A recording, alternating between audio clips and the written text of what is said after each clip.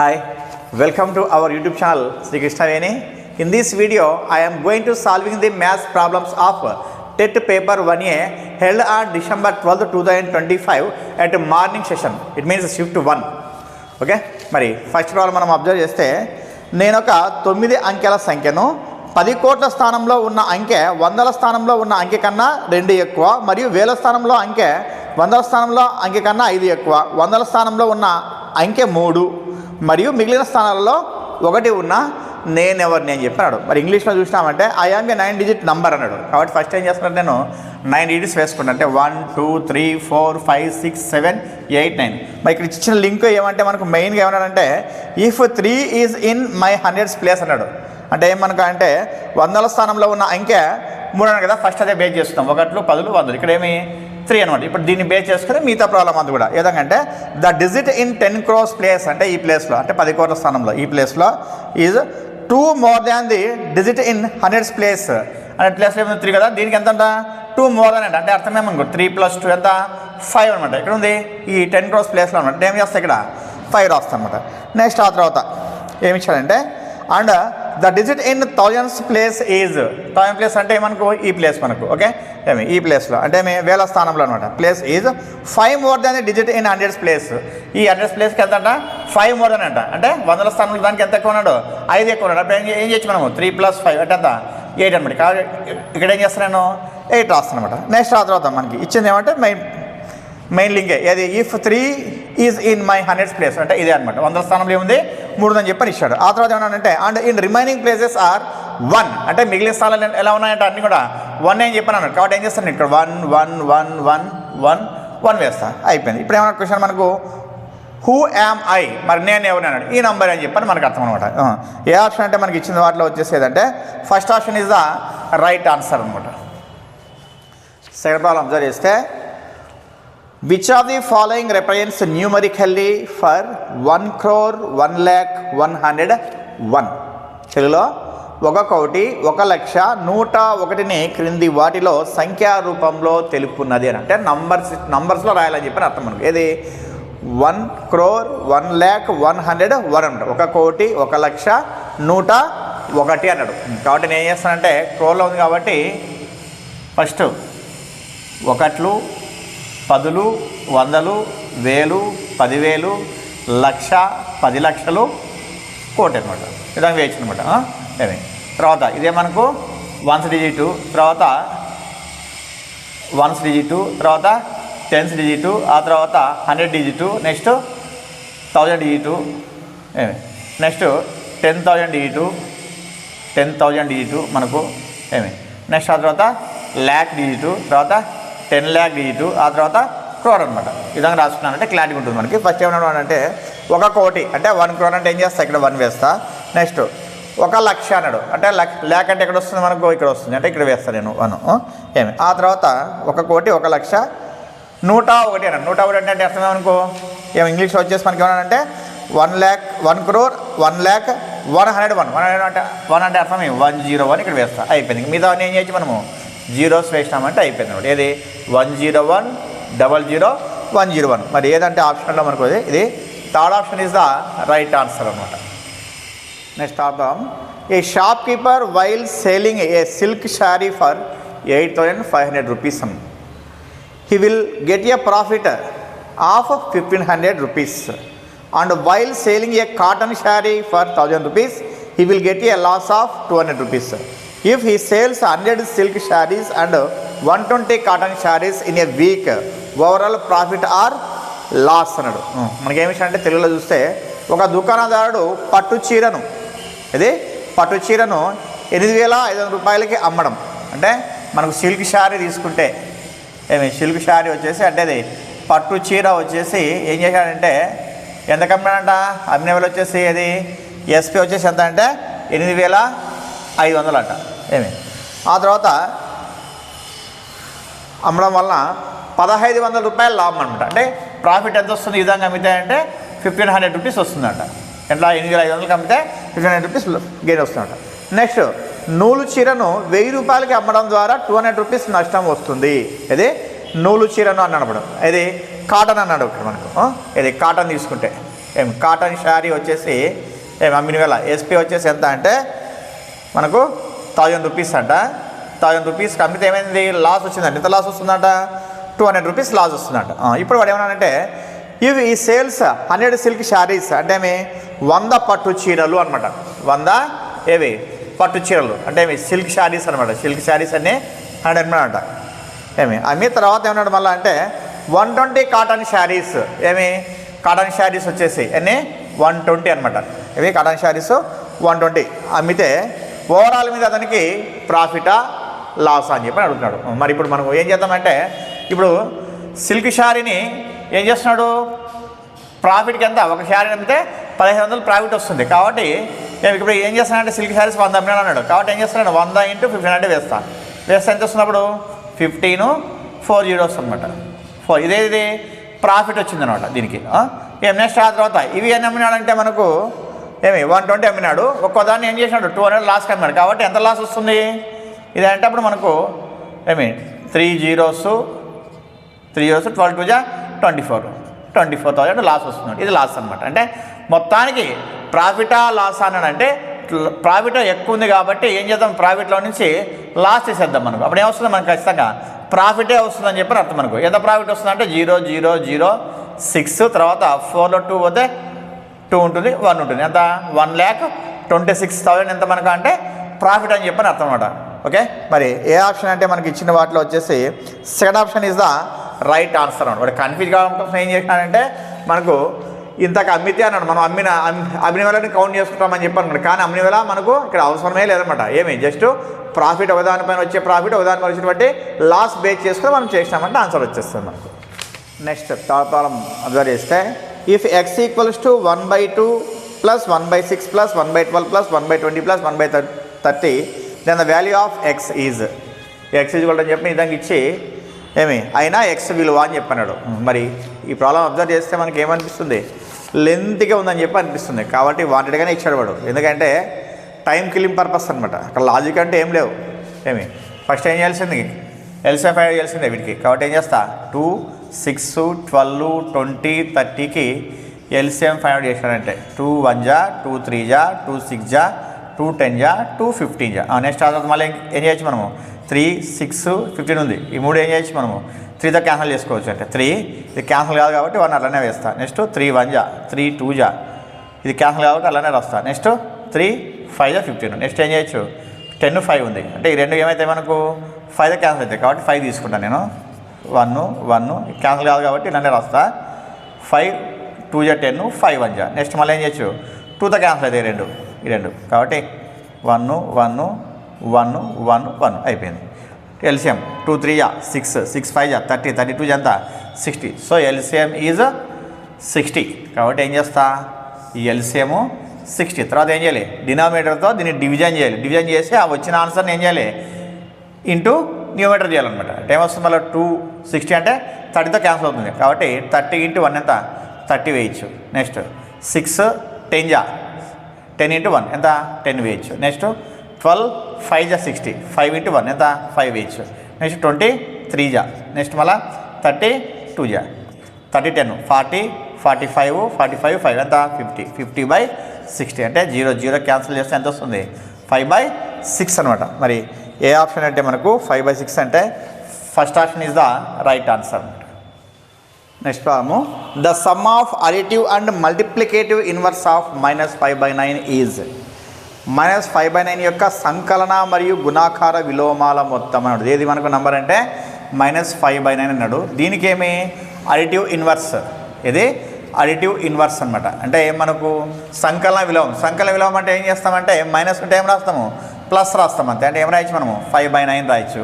Next ఆ తర్వాత multiplicative inverse గుణాకార విలోమం అనమాట. మరి గుణాకార విలోమం అంటే ఏం చేస్తామంటే ఈ భిన్నాన్ని తిప్పి రాస్తామన్నమాట అంతే. అంటే ఏమొస్తున్నప్పుడు మనకు -9/5 అనమాట. ఓకే, ఇప్పుడు ఈ రెండింటి సమ్ అన్నాడు. అంటే ఏం రాస్తా 5/9 ప్లస్ ఆఫ్ -9/5 అనమాట. ఓకే, అంటే ఏం చేయొచ్చు ఇప్పుడు మనం ఎల్సిఎం తీసుకుంటే 9 5 జా 45 వస్తుంది. తర్వాత క్రాస్ మల్టిప్లికేషన్ చేయొచ్చు. 5 5 జా 25 9 9 జా 81. ఏ 81 ప్లస్ ఇంటూ మైనస్ ఏమి -81. కాబట్టి 81లో 25 అంటే 11లో 5 పోతే 6 7లో 2 పోతే 7లో 2 పోతే 5. ఓకే, 56/45. ఏ 56 -56, ఎందుకంటే -81 అంటే 81 వచ్చేసి బిగ్గర్ కాబట్టి ఆ బిగ్గర్ సైన్ ఏముంది మనకు మైనస్ ఉంది కాబట్టి మైనస్ వేస్తాం. ఏదది -56/45 అనమాట. మరి ఏ ఆప్షన్ అంటే మనకు 4th option is the right answer అనమాట. Next, the Pythagorean triplet whose smallest number 8 is. అతి చిన్న సంఖ్య 8గా గల పైథాగరియన్ త్రికము అన్నాడు. మరి త్రికములు అంటే మనకు ఎలా ఉంటాయి అంటే, ఒక రైట్ యాంగిల్ ట్రయాంగిల్లో మనకు రైట్ యాంగిల్ ట్రయాంగిల్ తీసుకున్నాం అనుకోండి. తీసుకుంటే ఈ రెండు భుజాల మీది వర్గాల మొత్తం, ఇది x² అనుకోండి, ఇది y² అనుకుంటే ఇది ఏమవుతుంది, కర్ణం మీది వర్గాల మొత్తానికి సమానమవుతుంది. అంటే రెండు భుజాల మీది వర్గాల మొత్తం వచ్చేసి కర్ణమ వర్గానికి సమానమవుతుంది అని చెప్పని అర్థం. దీన్ని ఎలా రాయొచ్చు మనం అంటే z = x² + y² అని చెప్పి రాసుకోవచ్చు అనమాట. ఇంకో కండిషన్ ఏమంటే, ఖచ్చితంగా ఈ కర్ణం పొడవు ఎలా ఉంటుందంటే రెండింటికంటే పెద్దగానే ఉంటుంది అనమాట. According to Pythagoras theorem, in a right angle triangle square of hypotenuse equals to some of squares of remaining 2 sides అనమాట. అంటే ఇది x² y² 2 sides squares some తీసుకుంటే మనకు ఖచ్చితంగా హైపోటెనస్ స్క్వేర్ ఈక్వల్. దాన్నే మనకు z = ఏమని రాయొచ్చు అంటే √x² + y². అంటే ఫస్ట్ ఇలా రాసుకోవచ్చు, z² = x² + y². తర్వాత z = ఏమని రాయొచ్చు, √x² + y² రాయొచ్చు అనమాట. ఇక్కడ దీన్ని అబ్జర్వ్ చేస్తే మనకు ఖచ్చితంగా ఈ హైపోటెనస్ ఎలా ఉంటుందంటే మెజర్మెంట్ హైయెస్ట్గా ఉంటుంది, ఈ రెండింటికంటే హైయెస్ట్గా ఉంటుంది. కాబట్టి ఇక్కడ మనకు హైయెస్ట్ వాల్యూస్ ఎక్కడ ఉన్నాయి, ఇక్కడ ఉన్నాయి మనకు. అంటే అప్పుడు ఏం చేయాలి, మనము ఈ రెండింటి స్క్వేర్ చేసి సమ్ చేస్తే దీనికి ఈక్వల్ కావాలన్నమాట. ఓకే, ఇప్పుడు 8² ఇది తీసుకున్నాం అనుకోండి. ఇదేమిది 8² అంటే ఎంత 64, 10² మీన్స్ 100. ఎంత వస్తుంది, 100 + 64 ఎంత 164 వస్తుంది. మనకి ఏం కావాలి ఇక్కడ 12² మీన్స్ 144 కావాలి. కాబట్టి ఇది రాంగ్ అనమాట. నెక్స్ట్ ఇప్పుడు ఇది అబ్జర్వ్ చేస్తే మనకు 8² మీన్స్ 64, ఆ తర్వాత 52² మీన్స్ 225. ఎంత వస్తుంది మనకు 225 + 64 అంటే 289 వస్తుంది. 289 మీన్స్ 17². సో ఇది 17 ఉంది కాబట్టి ఏం చెప్పచ్చు మనము, said option is the right answer అనమాట. నెక్స్ట్, ఒక పాఠశాల జట్టు గత సంవత్సరం 4 ఆటలు గెలవగా ఈ సంవత్సరం 6 ఆటలను గెలుచుకుంది. అయితే పెరుగుదల శాతం అంతా చాలా ఈజీ ఇచ్చాడు. A school team won 6 games this year and 4 games won last year. What is the percentage of increase? Last year ఏమైందంట, 4 games విన్ అయిందంట. ఈ ఇయర్ వచ్చేసి 6 games విన్ అయిందంట. విన్ అయితే ఎంత పర్సంటేజ్ పెరిగింది అంటే ఎంత పెరిగింది మనకు 2 పెరిగిందని చెప్పని అర్థం. లాస్ట్ ఇయర్ 4, ఈ ఇయర్ వచ్చేసి 6. అంటే అప్పుడు ఏం చేస్తాం మనం, 6 - 4 ఎంత 2 పెరిగింది. ఇప్పుడు 2కి ఎంత పర్సంటేజ్ ఇంక్రిమెంట్ అని చెప్పి అడుగుతున్నాడు వాడు. ఎలా చేయొచ్చు మనం, అప్పుడు లాస్ట్ ఇయర్ ఎంత ఉంది 4 కదా ఉండేది. కాబట్టి ఏం చేస్తా 4 నుంచి ఏమైంది 6కి వచ్చింది కదా. కాబట్టి ఇక్కడ 4ని ఏమనుకోవాలంటే మనము 100% అని చెప్పి తీసుకోవాలి. తర్వాత 2కి ఎంత అని చూస్తేనే అబ్జర్వ్ చేయొచ్చు మనం. ఇది 4, ఇది హాఫ్ ఉంది. హాఫ్ అంటే అర్థమే మనకు 50% అని చెప్పి చెప్పొచ్చు అనమాట. మనం చేసామంటే చూడండి మళ్ళీ ఎలా 2/4 × 100. 4 × 1 = 4, 25 = 25 × 2 ఎంత 50%. ఓకే, మరి ఎన్నో ఆప్షన్ అంటే మనకు third option is the right answer అనమాట. నెక్స్ట్, ఏ కామబిలు ఇద్దరు కలిసి ఒక పనిని 12 రోజుల్లో పూర్తి చేయగలరు. ఏ ఒక్కడే ఆ పనిని 20 రోజుల్లో పూర్తి చేయగలిగిన బి ఒక్కడే ఆ పనిని పూర్తి చేయి రోజులు. A and B together can do a work in 12 days.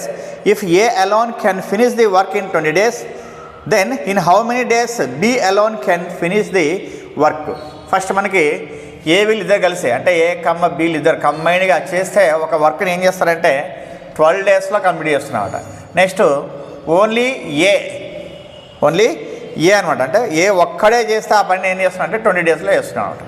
ఇప్పుడు మనకి బి ఒక్కడే అన్నాడు అంటే బి అలోన్గా చేస్తే ఆ వర్క్ ఎన్ని రోజులు కంప్లీట్ అవుతుందని చెప్పని. ఈ విధంగా మనకు ఫస్ట్ కంబైన్ తర్వాత సింగిల్ ఇచ్చి మళ్ళీ సింగిల్ ఫైండ్ అవుట్ చేయమని చెప్పంటే షార్ట్ ఫామ్ ఉంది. ఏమంటే డైరెక్ట్గా ప్రోడక్ట్ బై డిఫరెన్స్ అనమాట.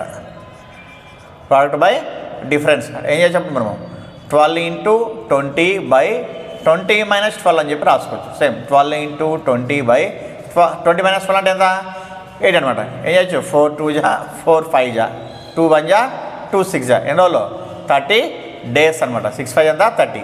ఓన్లీ బి మాత్రమే ఆ పనిని B alone will do the same work in 30 days అని చెప్పి అర్థం అనమాట. మరి ఎన్నో ఆప్షన్ అంటే third option is the right answer అనమాట.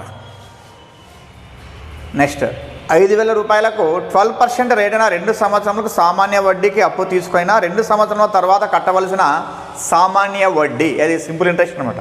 A sum of 5,000 rupees is borrowed at a rate of 12% per annum for 2 years for simple interest, then simple interest to be paid at the end of 2 years is అన్నాడు.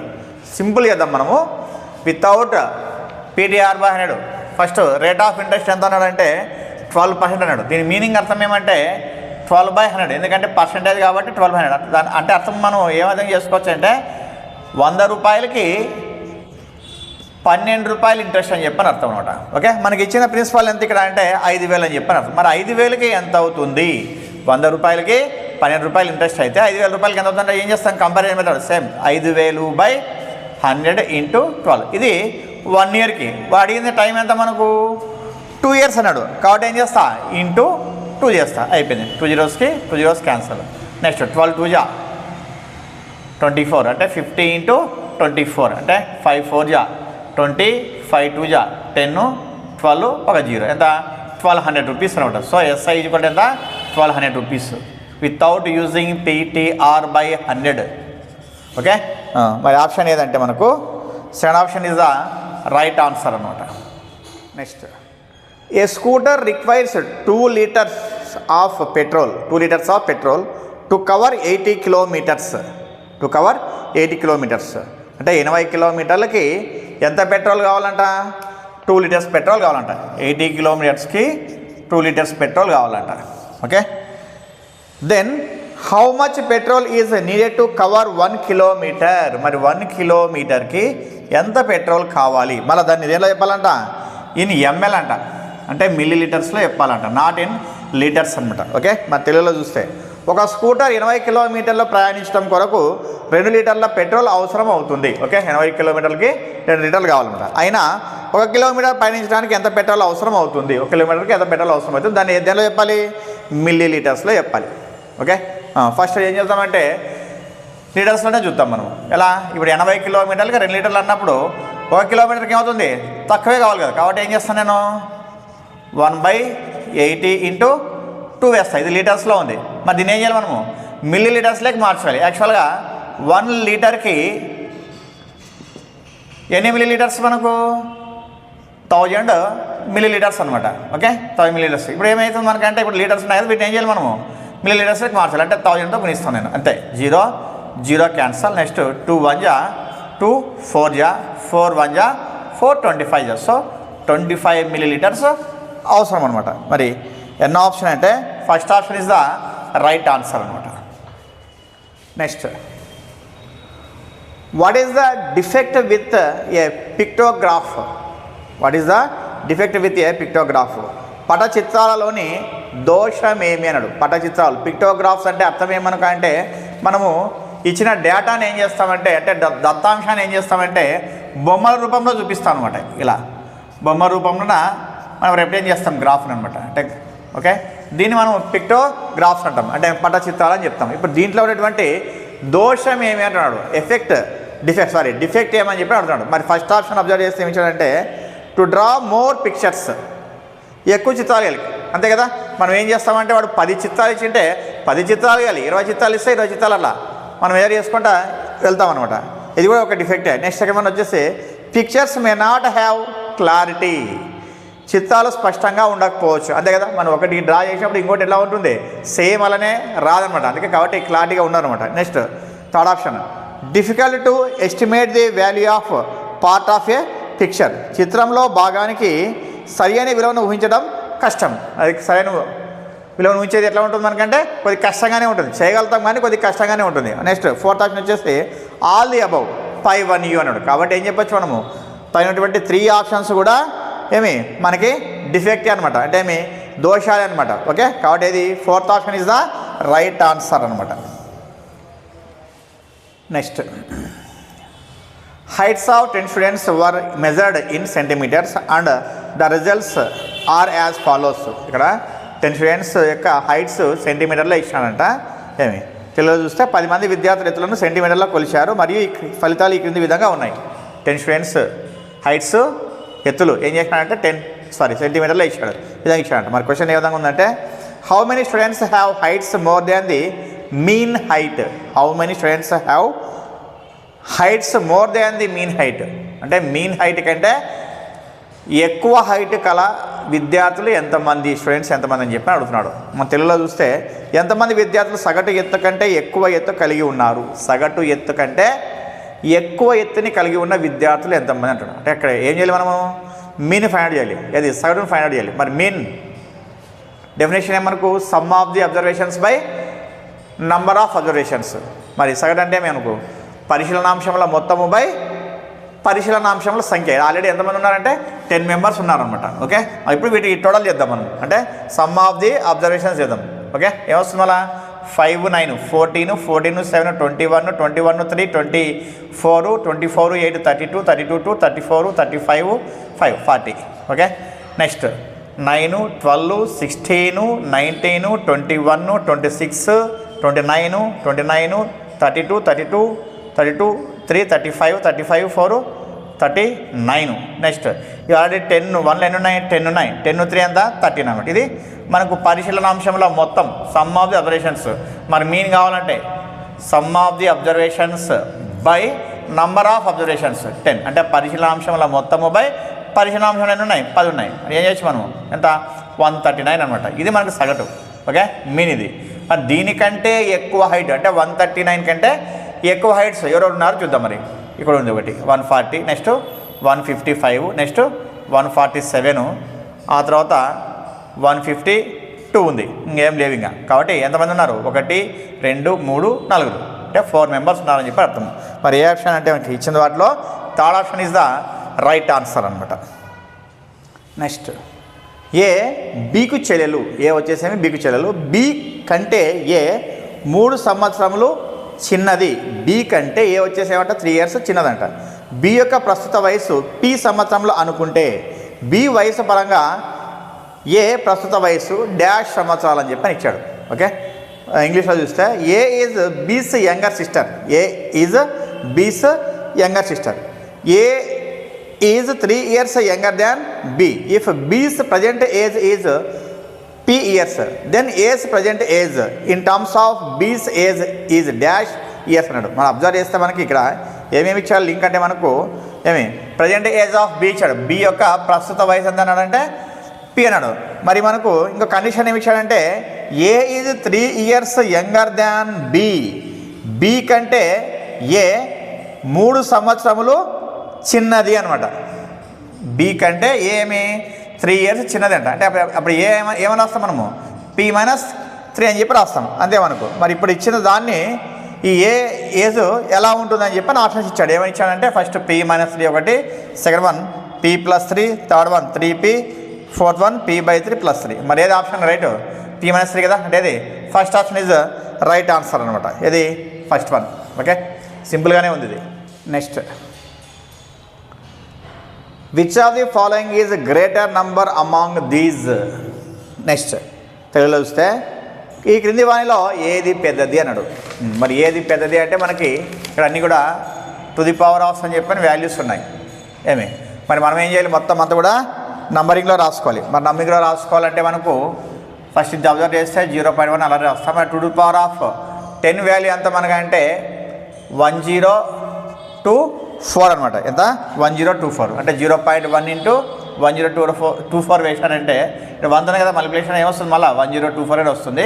ఇక్కడ 180 తర్వాత point కాబట్టి ఏం చేస్తా, ఇక్కడ point పెడతా. అంటే ఎంత వచ్చింది ఈ వాల్యూ వచ్చేసి 102.4 వచ్చింది. నెక్స్ట్ ఇది అబ్జర్వ్ చేస్తాము 1.024 × 10² మీన్స్ 100 అనమాట. అంటే అప్పుడు ఏం చేయొచ్చు మనము 1.024 × 100 అన్నాడు కదా, 102.400 రాస్తా, 2 zeros అడిషనల్ రాసిన. ఇప్పుడు ఏం చేయొచ్చు అంటే 1 2 3 3 తర్వాత పాయింట్ ఉంది కాబట్టి 3 తర్వాత 1 2 3 ఇక్కడ అంటే ఎంత వస్తుంది 102.400. అంటే టోటల్ చెప్పాలంటే 102.4 అని చెప్పి అర్థం ఇది కూడా. నెక్స్ట్ వాళ్ళు అబ్జర్వ్ చేస్తే ఇక్కడ 0.045 × ఎంత 1 2 3 4 సున్నాలు వేసుకోవాలి. మరి 4 సున్నాలు వేసుకున్నామంటే 45 1 2 3 4 వస్తుంది.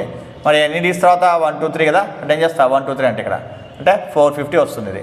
నెక్స్ట్ ఇది అబ్జర్వ్ చేసామంటే 1.062 × ఏం చేయొచ్చు 1000 వేయచ్చు. 10 కి కాబట్టి 1000 వేసానంటే 1062 1000 వస్తుంది. అంటే 3 zeros వేస్తే ఇక్కడ 3 తర్వాత అంటే ఏమవుతుంది, 3 క్యాన్సిల్ అవుతుంది. ఎంత 1062 వస్తుంది. ఓకే, మరి దీంట్లో ఏది పెద్దది అంటే ఏది పెద్దది, ఇది 102.4, ఇది 102.4, రెండు ఈక్వలే. నెక్స్ట్ 4 ఫీట్ అండు, తర్వాత 1062 అండి. ఈ మూడింటికంటే ఏది పెద్దది, ఇదే పెద్దది. కాబట్టి ఏం చెప్పచ్చు, 4th option is the right answer అనమాట. ఇది 4th ఆప్షన్. కాబట్టి 4th option is right answer చెప్పచ్చు మనం.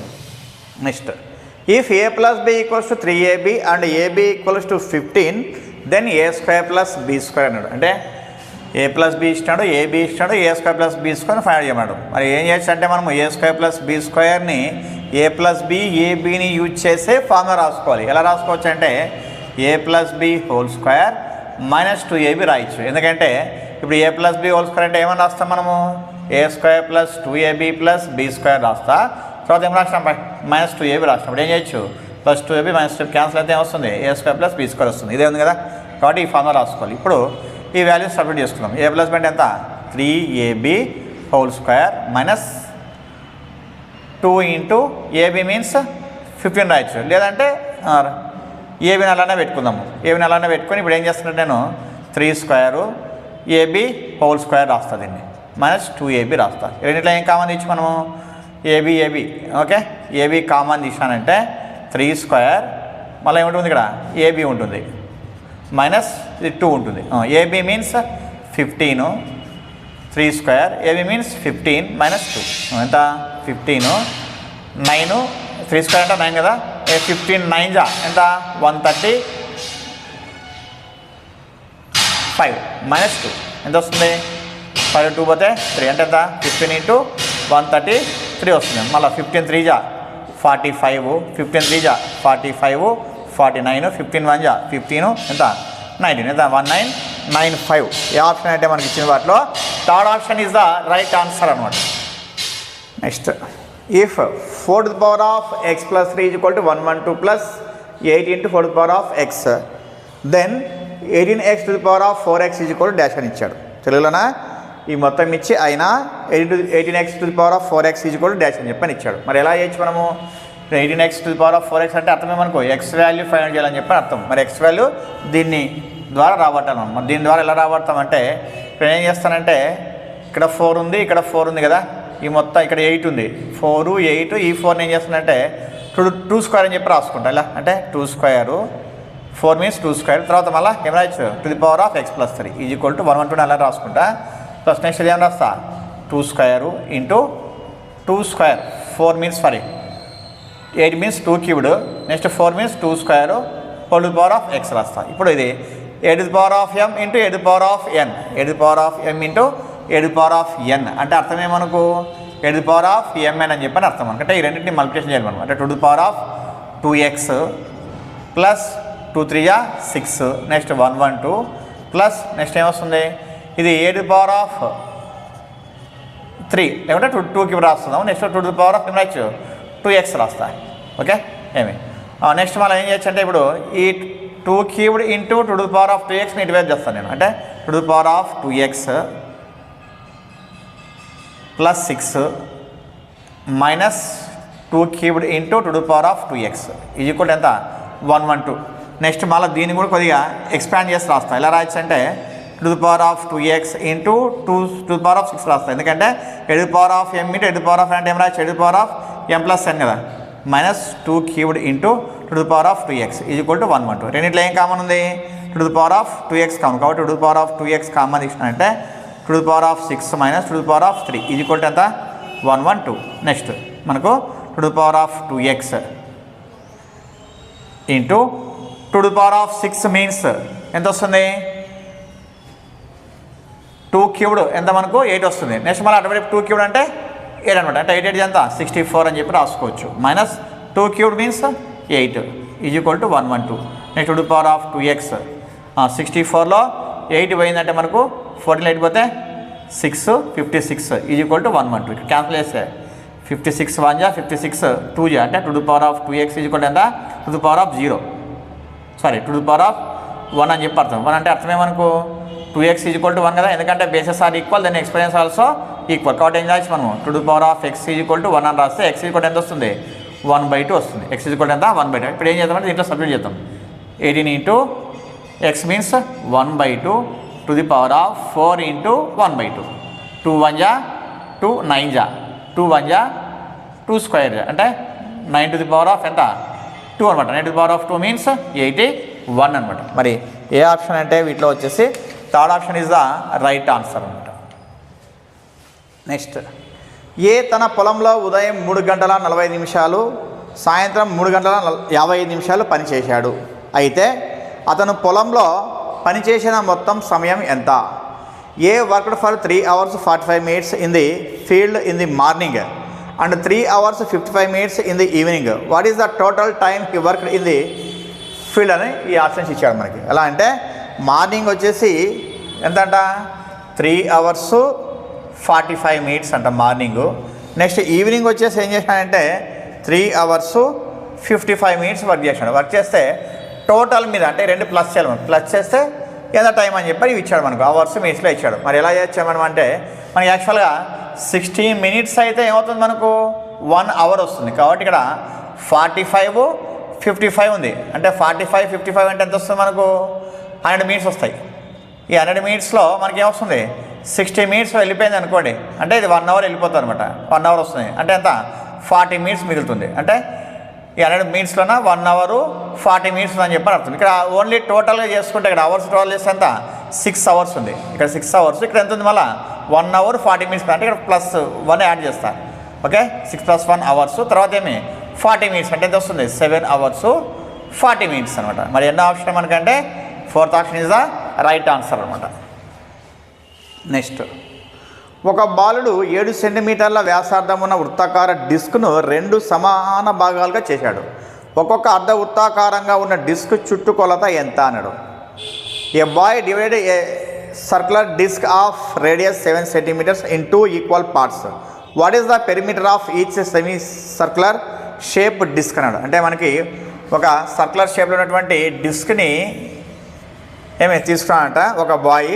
దాని రేడియస్ ఎంత ఉందంటే రేడియస్ వచ్చేసి ఓన్లీ 7 centimeters రేడియస్ ఉంది. ఇప్పుడు దీన్ని ఏం చేశాడంటే ఒక బాలుడు 2 partsగా డివైడ్ చేశాడు. 2 equal parts అనమాట. ఈ పార్ట్ తర్వాత ఈ పార్ట్ రెండు కూడా ఎలా ఉన్నాయి ఈక్వల్గా ఉన్నాయి. ఈక్వల్గా ఉంటే ఇప్పుడు మనకి ఏదైనా ఒక డిస్క్ అంటే సెమీ సర్కిల్ కదా ఇది ఏమి అర్థమవుతాం కదా ఈ దీని కావచ్చు దీని కావచ్చు అనమాట. దీని చుట్టుకొలత పెరిమీటర్ అని చెప్పి అడుగుతాడు. మరి పెరిమీటర్ ఫార్ములా ఏమి సెమీ సర్కిల్ కంటే r × π+2 అనమాట. ఇది బాగా నామపెట్టుకోండి. మనం తొందరగా ఏం చేస్తామంటే ప్రతి ఒక్కరు ఏం చేస్తారంటే టోటల్ సర్కిల్ కింద 2πr కదా దీంట్లో ఆఫ్ చేస్తే అయిపోయిందని చెప్పని πr అని చెప్పి వేసుకొని చేస్తారు. రాంగ్ ఇది. ఫార్ములా ఏమంటే p = r × π+2 అనమాట.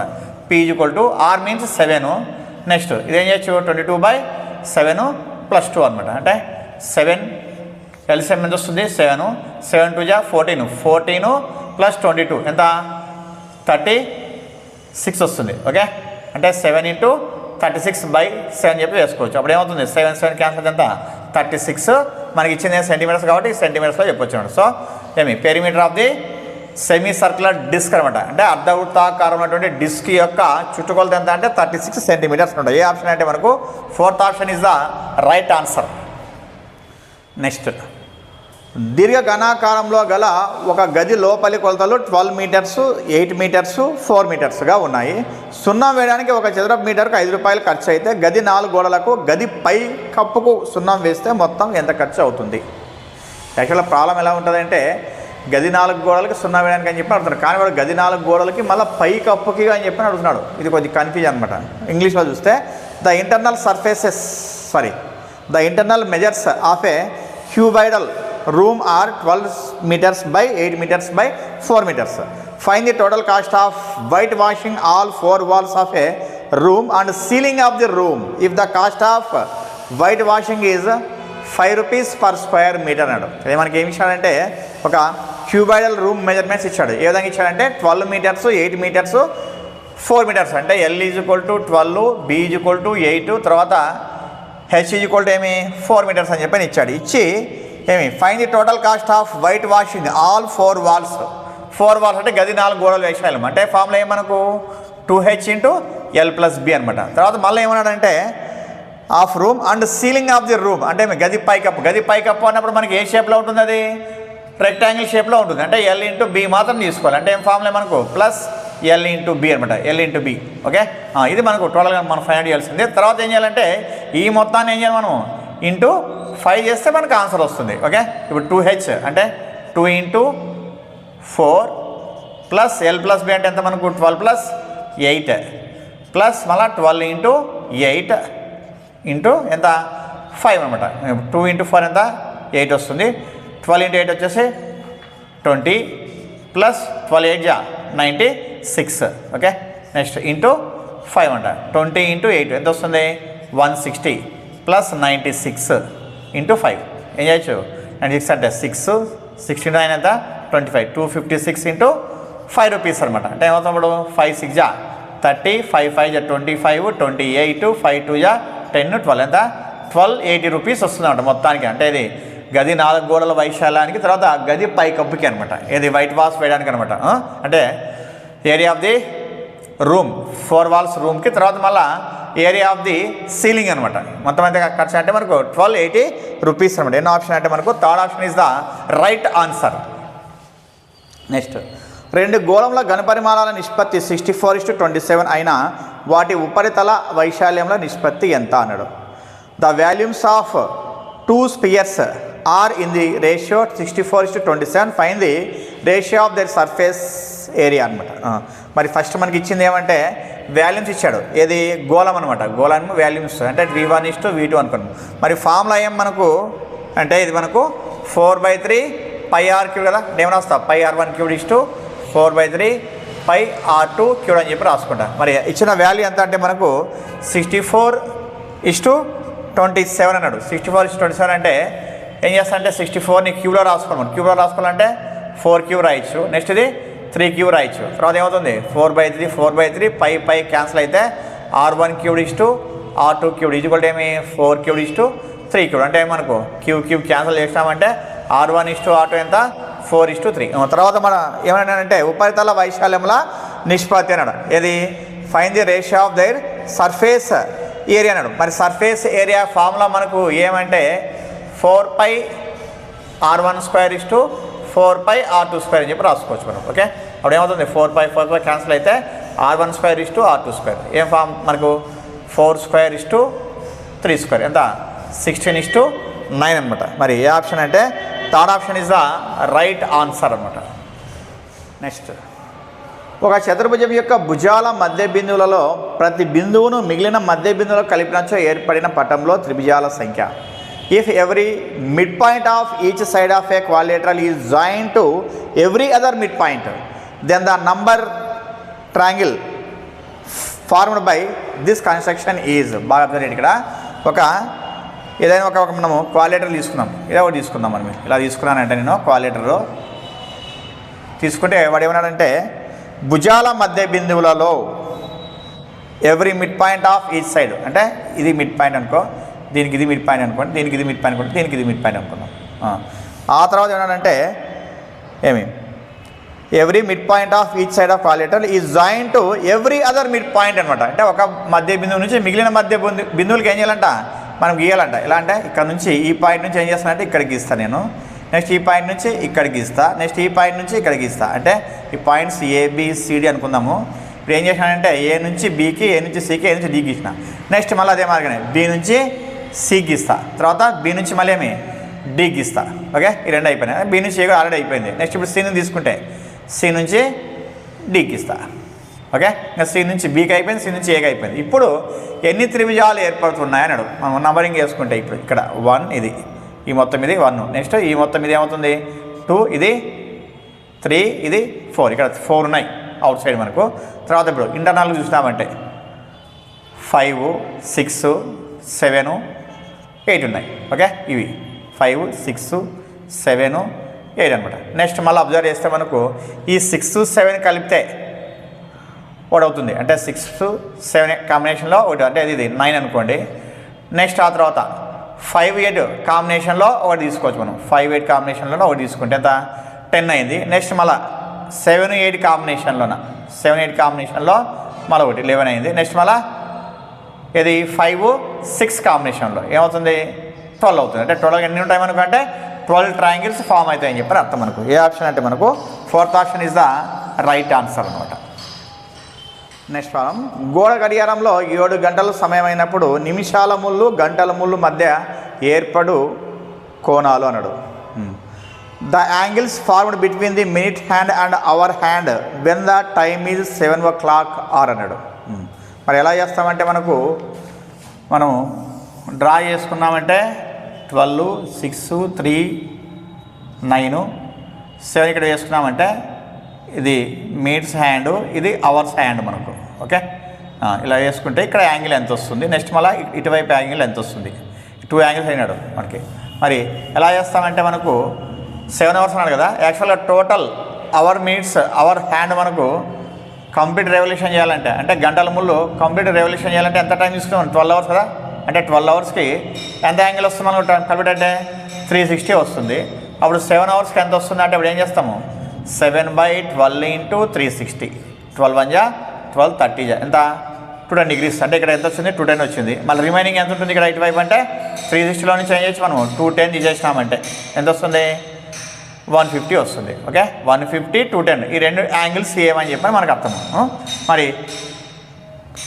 150 యాంగిల్ ఏమంటాం మనం అంటే అధిక కోణము అంటాం. ఇది అధిక కోణం అంటాం. అంటే ఇది ఇంగ్లీష్లో అబ్ట్యూజ్ యాంగిల్ అంటాం. అంటే మనకేమి 90 degrees కంటే ఎక్కువ, 180 కంటే తక్కువ అనమాట.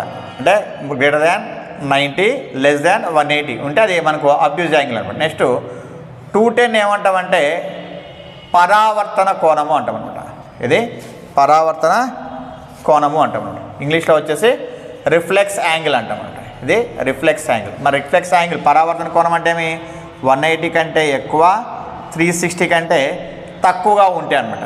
అంటే గ్రేటర్ దాన్ 180, లెస్ దాన్ 360 ఉంటే ఆ యాంగిల్ ఏమవుతుంది మనకంటే రిఫ్లెక్స్ యాంగిల్. కాబట్టి ఆప్షన్స్లో ఇది ఇచ్చాడంటే మనకు 4th ఆప్షన్లో ఉంది అబ్ట్యూజ్ యాంగిల్ అండ్ రిఫ్లెక్స్ యాంగిల్, అధిక కోణము మరియు పరావర్తన కోణం. ఏం చెప్పొచ్చు, 4th option is the right answer అనమాట.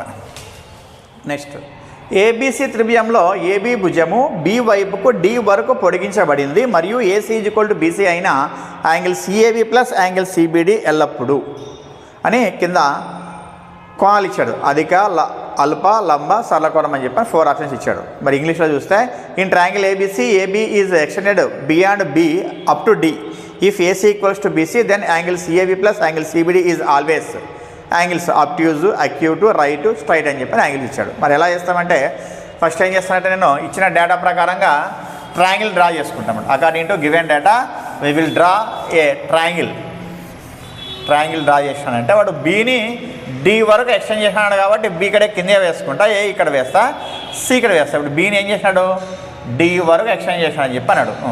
తర్వాత ఏమన్నాడంటే ఏసీ వచ్చేసి బీసీకి ఈక్వల్ అన్నాడు, ఏసీ వచ్చేసి బీసీకి ఈక్వల్ అన్నాడు. ఆ తర్వాత ఏమన్నాడంటే సిఏబి యాంగిల్ అనమాట, యాంగిల్ సిఏబి వచ్చేసి ఇది సిబిడి ఈ రెండింటిని సమ్ చేయమన్నాడు. అంటే ఇది angle CAB plus angle CBD ఈ రెండు సమ్ ఎంత అని చెప్పి అడుగుతున్నాడు వాడు. మరి ఏంటి సమ్ అన్నప్పుడు ఫస్ట్ ఏం చేస్తామంటే మనము ఇక్కడ 2 sides ఈక్వల్ అన్నాడు కాబట్టి ఒక ప్రాపర్టీ ఉంది మనకు ట్రయాంగిల్లో. ఎలా అంటే in a triangle if 2 sides are equal then their opposite angles are also equal అనమాట. అంటే ఒక ధర్మం ఉంది మనకు త్రిభుజాల్లోనే. ఏ విధంగా అంటే ఒక త్రిభుజంలో 2 భుజాలు సమానమైతే వాటికి ఎదురుగా ఉండే కోణాలు కూడా ఏమవుతాయి, సమానమవుతాయి. అంటే ఇప్పుడు బీసీకి ఎదురుగా కోణం ఏది, ఇది కదా. నెక్స్ట్ దీనికి ఇది, ఈ రెండు ఏమవుతాయంటే ఈక్వల్ అవుతాయి అనమాట. మనకు కావాల్సింది ఏమంటే ఈ యాంగిల్ కావాలి, ఈ యాంగిల్ సమ్ కావాలి కదా. అప్పుడు నేను ఏం చేస్తానంటే ఈ మొత్తం తీసుకుంటాను నేను. అంటే ఇక్కడ 2 యాంగిల్స్ ఉన్నాయి, ఈ మొత్తం ఏమవుతుంది మనకి, ఇది ఇంత 180 అవుతుందని చెప్పని అర్థం. అంటే ఎలా రాస్తా, angle CBA is equal to angle CBA plus angle CBD ఎంత 180 కదా. ఇది మొత్తం రాసుకున్నా. కానీ మనకు కావాల్సిందేమి సిఏబి సిబిడి ఆలే ఉంది. ఇక్కడ ఏం కావాలి, సిఏబి కావాలి. ఎందుకంటే ఈ యాంగిల్ వచ్చేసి దీనికి ఈక్వల్ కాబట్టి నేను ఏం చేస్తాను, దీన్ని రాసుకుంటా. ఇక్కడ ఏది యాంగిల్ సిఏబి రాస్తా, యాంగిల్ సిఏబి ప్లస్ ఇది అలా రాసుకుంటా యాంగిల్ సిబిడి ఎంత 180. సో ఇది వచ్చింది కదా, ఇదే వచ్చింది కాబట్టి ఎంత ఈక్వల్, అది 180 degrees అని చెప్పి అర్థం. మరి ఏ ఆప్షన్ అంటే మనకు వాడు డైరెక్ట్గా ఇవ్వలేవాడు. ఆప్షన్స్ ఏమి ఇచ్చాడంటే అధిక కోణం, అల్పకోణం, లంబకోణం, సరళ కోణం. మరి 180 ఏమంటాం మనం అంటే సరళ కోణము అంటాము. ఇంగ్లీష్లో వచ్చేసి ఏమి స్ట్రైట్ లైన్ అని చెప్పని చెప్తామన్నమాట. ఇది స్ట్రైట్ యాంగిల్ అనమాట. మరి ఎన్నో ఆప్షన్ అంటే fourth option is the right answer అనమాట. నెక్స్ట్, ఒక విమానం గంటకు 1600 కిలోమీటర్ల వేగంతో ఒక విమానాశ్రయం నుండి బయలుదేరి ఉత్తర దిక్కుగా ప్రయాణించినది. అదే సమయంలో మరొక విమానం గంటకు 1200 కిలోమీటర్ల వేగంతో అదే విమానాశ్రయం నుండి పడమర వైపు ప్రయాణించినది. 1.5 గంటల తర్వాత ఆ రెండు విమానాల మధ్య దూరం ఎంత అన్నాడు. మరి ఇంగ్లీష్లో కూడా అబ్జర్వ్ చేస్తే ఇలానే, an aeroplane leaves the airport and flies due north at a speed of 1600 kilometers అనమాట. అంటే మనకి ఫస్ట్ డైరెక్షన్స్ వేస్తున్నామంటే ఈస్టు, వెస్టు, నార్త్, సౌత్ కదా. ఒక ఎయిర్పోర్ట్ నుంచే ఫస్ట్ ఏరోప్లేన్ నార్త్ వైపు పోయింది, అంటే ఉత్తరం వైపు పోయింది, అంటే పైకి అనమాట. ఉత్తరం వైపు అంటే పైకి పోయింది. ఎంత స్పీడ్ అంటే మనకు 1600 కిలోమీటర్ పర్ అవర్ అని చెప్పని అర్థం. అంటే గంటకి 1600 పోతుందని చెప్పని అర్థం మనకు. ఓకే, నెక్స్ట్ మళ్ళీ ఇదే ఎయిర్పోర్ట్ నుంచే సెకండ్ విమానం వచ్చేసి ఎటువైపు కంటే పడమర వైపుకి, అంటే వెస్ట్ వైపు అనమాట. వెస్ట్ వైపు అంటే ఎటువైపు వస్తుంది, వెస్ట్ అంటే ఇటువైపు కదా, అంటే ఇటువైపు అనమాట. ఎంత అంటే అది 1200 కిలోమీటర్ పర్ అవర్ అనమాట. ఇలా వెళ్తే వీటి మధ్య డిస్టెన్స్ అంటే ఇది తీసుకుంటాం మనం కనుక్కోని చెప్పని. కానీ మనకు ఏమన్నాడంటే టైం వాడు ఇక్కడ 1 అవర్ తీసుకున్నాము, కానీ మనకు 1.5 అవర్ అన్నాడు. మరి 1.5 అవర్ అన్నప్పుడు 1 అవర్కి 1600 అయినప్పుడు ఇంకా మనకు 1.5 అవర్ అంటే ఎంత మనకు ఒక హాఫ్ అవర్, అంటే హాఫ్ అవర్ 1/2 అవర్ ఎక్కువ వస్తుంది. అంటే 1 అవర్కి 1600 అయితే ఇంకా సగం అంటే అర్ధ గంటకి ఎంత అవుతుందంటే ఏం చేస్తాం 1600, తర్వాత హాఫ్ అంటే ఎంత 800 కదా. అంటే 1600 ప్లస్ 800 ఎంత వస్తుంది మనకు 2400 వస్తుంది. అంటే ఇటువైపు అనమాట. ఇప్పుడు 1.5 అవర్కి ఇస్తున్నాను 2400 వస్తుంది ఇది. నెక్స్ట్ సేమ్ అదే మరి 1 అవర్కి 1200, మరి హాఫ్ అవర్కి ఎంత వస్తుంది అని చెప్పంటే 600 అవుతుంది. అంటే 12/6 అంటే 12/6 ఎంత 18, అంటే 1800 అవుతుంది అనమాట. 1800 అవర్ పర్ 1.5 అవర్ అని చెప్పని అర్థం మనకు. అంటే ఏం చేస్తాయి ఇటువైపు 1800 వేసుకుంటా. ఇది మనకు 1.5 అవర్ డయాగ్రామ్. ఇది 1.5 అవర్, ఇది 1 అవర్ డయాగ్రామ్. 1 అవర్కి 1600 అంటే ఒక గంటకి 1600 కిలోమీటర్లు పోతే 1.5 అవర్కి అన్నప్పుడు మనకి ఏమైందంటే అర్ధ గంట ఎక్కువ ఉంది. అర్ధ గంటలో అన్నప్పుడు ఏం చేస్తుంది ఇంట్లో సగం అని చెప్పి అర్థం కాబట్టి 1600 సగం అంటే 8 వస్తుంది. అంటే 1600 800 ఎంత 2400 కాబట్టి 2400 వేస్తాం. నెక్స్ట్ ఇక్కడ అదే మాదిరిగానే గంటకి 1200 అన్నప్పుడు మళ్ళా అర్ధ గంట గంట ఎంత వస్తుందంటే హాఫ్ వస్తుంది ఇంట్లో, అంటే 600, అంటే 1200 ప్లస్ 600 ఎంత 1800 అనమాట. ఇది మనకు మీనింగు. ఇప్పుడు ఈ డిస్టెన్స్ ఎంత అన్నట్టు ఇది ఏ బి సి అని చెప్పి రాసుకున్నాం అనుకోండి. ఇదేది రైట్ యాంగిల్ ట్రయాంగిల్ కదా. మన రైట్ యాంగిల్ ట్రయాంగిల్ అన్నప్పుడు మనకు ఏది ఇక్కడ డయాగ్నల్ కావాలి మనకు. ఓకే, అంటే కర్ణం కావాలి. అంటే ఏం చేయొచ్చు మనం ఇప్పుడు ఏసీ ఈక్వల్ ఏమని రాస్తా √AB² ప్లస్ BC² రాసుకుంటా. AB means 2400 whole square plus BC means 1800 whole square అనమాట. మరి 24² ఎంత మనకు అంటే 576, తర్వాత 2 zeros ఉన్నాయి, దాని స్క్వేర్ అన్నప్పుడు ఏం చేస్తాం 4 zeros వేస్తా. 576 4 zeros ప్లస్ నెక్స్ట్ 18² వచ్చేసి ఎంత వాల్యూ మనకంటే 324, 4 zeros వేసుకుంటా. ఓకే, ఇప్పుడు ఏమవుతుంది మనకంటే 4 zeros అలానే వస్తాయి. తర్వాత 6 4 ఎంత 10, 7 2 9 1 ఎంత మళ్ళీ 10, నెక్స్ట్ 5 3 8 81 ఎంత 9 అనమాట. ఇప్పుడు ఏమైందంటే 900, తర్వాత 4 zeros 900కి ఎంత స్క్వేర్ అంటే మనకు 30 రాయొచ్చు. తర్వాత 4 zeros కావాల్సిన ఏం రాయొచ్చు 2 zeros రాసుకోవచ్చు. 900కి 30, 4 zerosకి 10 రాయొచ్చు. అంటే హోల్ స్క్వేర్ 4 zerosకి 2 zeros అని చెప్పి రాసుకోవచ్చు. ఓకే, అప్పుడు ఏమవుతుంది √3000 హోల్ స్క్వేర్ ఏమవుతుంది, రూట్కి స్క్వేర్ క్యాన్సిల్ చేస్తే ఎంత వస్తుంది 3000 కిలోమీటర్స్ డిస్టెన్స్ అని చెప్పని అర్థం అనమాట. ఓకే, మనకి ఆప్షన్లో ఏదంటే fourth option is the right answer అనమాట. ఓకే, మనకు అవర్కి ఇచ్చాడు, దాన్ని 1.5 అవర్లే కన్వర్షన్ చేసుకున్నాం అనమాట. ఓకే, ఇది టోటల్గా టెట్ పేపర్ 1Aకి సంబంధించిన మ్యాథ్స్ సబ్జెక్టు. మరి యథావిధిగా నా క్లాస్ మీకు నచ్చినట్లయితే ఒక లైక్ ఇవ్వండి ఈ వీడియోకు. అదే మాదిరిగా ఈ వీడియోని మీ ఫ్రెండ్స్కు షేర్ చేయండి. ఇంకా సబ్స్క్రైబ్ చేయకపోతే మా ఛానల్ను ఖచ్చితంగా శ్రీకృష్ణ ఛానల్ను సబ్స్క్రైబ్ చేసి మమ్మల్ని ఎంకరేజ్ చేస్తారని చెప్పని ఆశిస్తూ this is Uppar Srinivasulu. Thank you.